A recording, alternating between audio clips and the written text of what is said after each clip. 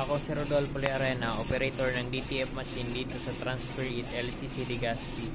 Ito ay nagamit ng 7 araw na may total na 91 meters. Ito ang printer head, huling pinalitan noong September 19, 2024. Ito naman ang capping na may 90% good condition. Head clean.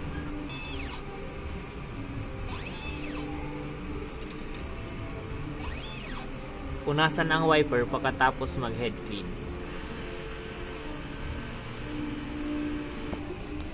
Nozzle test.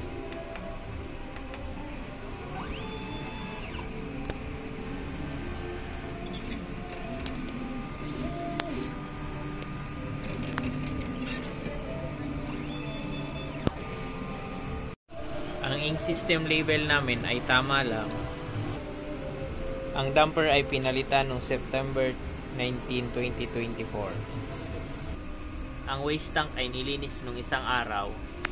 Ito ang ABR. Ito naman ang ground wire. Dito nakalagay ang stock ng unused ink, DTF powder, DTF cleaning solution. At dito naman nakalagay ang stock ng DTF film.